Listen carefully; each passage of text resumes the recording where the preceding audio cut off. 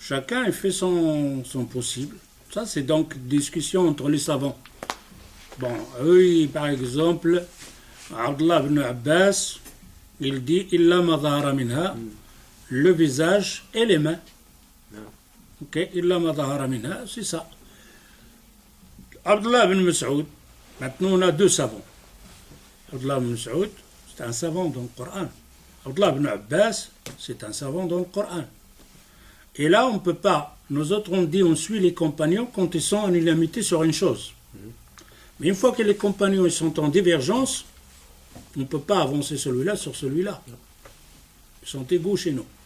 Nous, de regarder ce qu'il y a. Maintenant, Abdullah ibn Mas'ud, qu'est-ce qu'il a dit le prophète sur lui? Il a dit, si vous voulez apprendre le Coran frais, comme il est descendu, Abdullah ibn Mas'ud.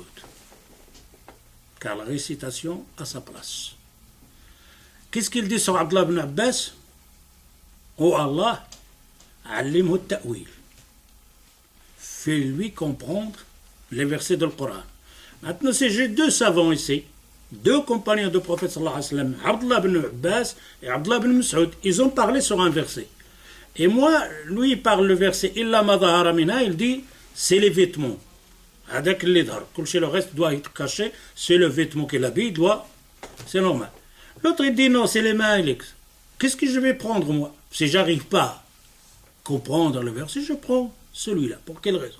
Parce que celui-là, le prophète sallallahu alayhi wa sallam, il dit pour la récitation du Coran, c'est lui. Ça ne veut pas dire qu'il ne comprend pas le Coran. Non. La même chose, je prends sur Abdullah ibn Abbas parce qu'il a une dua qu'Allah Azza wa Jal lui a fait. Oh, Allah fait lui comprendre le Coran.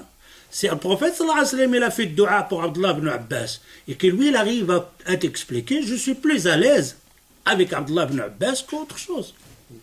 Ça, c'est les premières. Et après, tu avances donc les autres versets, les autres actions. Il n'y a pas que le verset, il y a le hadith. نعم وفي الأحاديث هذاك الأحاديث كان بعض الأحاديث لما واحد الصحابي تلفت وشاف واحد الصحابية وعجبته النبي صلى الله عليه وسلم في مرات صحيح هذا الحديث؟ وي الحديث صحيح يعني هذا الصحابي كان يشوف الوجه ديالها. Et ça c'est Fodayl, le fils de l'Abbas. Ah oui, fils de l'Abbas. Ça c'est le fils de l'Abbas. Et c'est où ça? À Jamr al-Aqaba. La fille, il vient pour poser la question au prophète sallallahu alayhi wa sallam. Son père, il est âgé, il peut pas faire le pèlerinage. Et le Fodayl, c'est un jeune homme. Et il regarde la fille. Et le prophète sallallahu alayhi wa sallam, il lui fait comme ça, tourne de l'autre côté. Et le Fodayl, il regarde comme ça. Il regarde quoi là? Il regarde pas Gilbert, il regarde quelque chose là. Il lui fait encore comme ça 3 fois. Et après, l'Abbas, l'oncle du prophète, il pose la question au prophète. J'ai vu que tu fais à mon fils. Il dit, j'ai vu une jeune fille, un jeune homme, j'ai peur que le shaitan. Khalas. Les autres, le Touijri, quand il a fait le commentaire sur le Cheikh Al-Albani, il dit non, ça c'était dans le Hajj, la femme, elle n'est pas obligée de faire le niqab. Ouais, mais on a le sitar. Aïcha radiyallahu anha, il dit on enlève le niqab, mais quand on voit les gens avancer, on fait descendre le sitar. Le sitar c'est permis, c'est-à-dire le rideau descend comme ça, pas le niqab.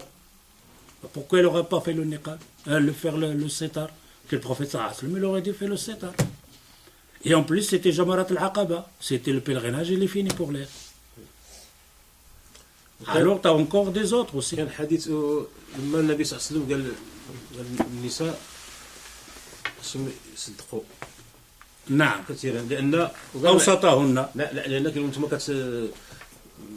المهم قالوا العيب اللي فيهم كيلعنوا كيديروا وناض بلال ياخذ النساء زولوا سميتو زولوا من الذهب ديالهم بقاو وهذاك اللي طرح السؤال قال كان Ouais, il était belle quand fait tacheter. كان هنا سميتو ماشي طاشتي des jours rouges là donc des يعني هذا ما عندوش علاقه مع النقاب هذا حديث عنده علاقه اي في صلاه العيد نعم في صلاه العيد صلاه العيد الرسول صلى الله عليه وسلم il a fait la salat mais comme il n'y avait pas des haut-parleurs les femmes ils sont loin, le musalla, il avance, il fait la prêche aux femmes là. Il dit dans le hadith, une femme, il se levait, il était comme ça, son visage comme ça. Comment il avait le visage celui-là? والعلماء كياخذوا الحديث اللي كيمنع سميتو النقاب في الحج هما كياخذوه كياخذوه بان هذا حديث قوي هذا دليل قوي Pourquoi? يعني الى النبي صلى الله عليه وسلم منع النقاب في وقت الحج هذا يعني من غير الحج خصو يكون النقاب ماشي النقاب. C'est ça le problème. Le prophète sallallahu alayhi wa sallam, il dit, vous ne faisiez pas le niqab. Mais on n'a pas un hadith, il dit que vous devrez faire le niqab. Tu comprends? Non, ici il dit, il y a un ordre. Ne pas faire le niqab. Où est-ce qu'il est l'ordre? Faites le niqab. لا انا فهمته انايا يكون مستحب. انا فهمته يكون une sunna. ولكن بعض العلماء كياخذوا هذا الدليل وكذا. Non, parce que là on a le terme. Ne pas faire le niqab. On fait le niqab. Mais qu'est-ce qu'on nous a dit qu'il est obligatoire?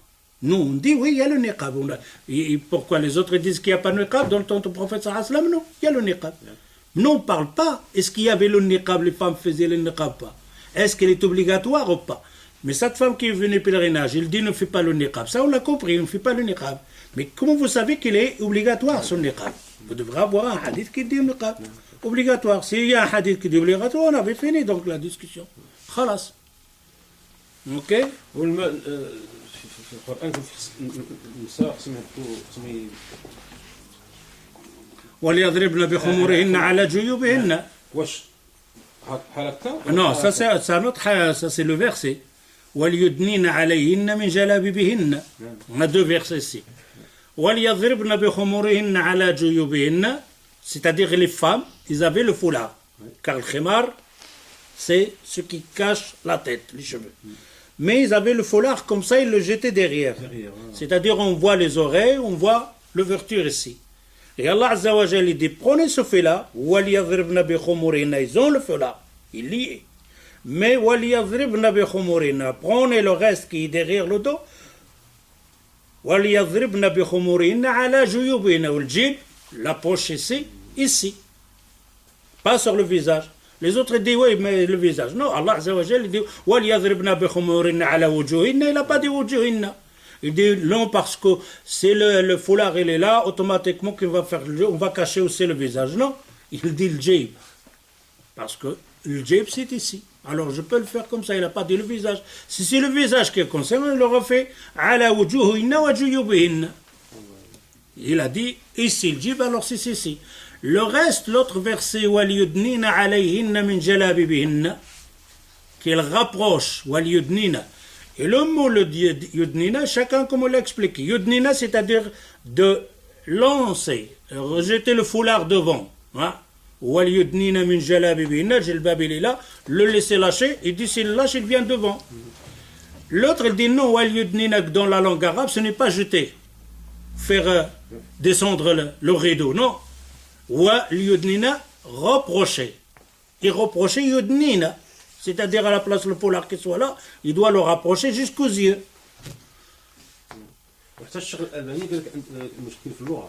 Mais oui, donc dessus, là, les yudnina, on a, c'est là, yudnina, c'est pas lancé. Yudnina, rapprocher. Alors rapprocher, il rapprocher jusqu'ici.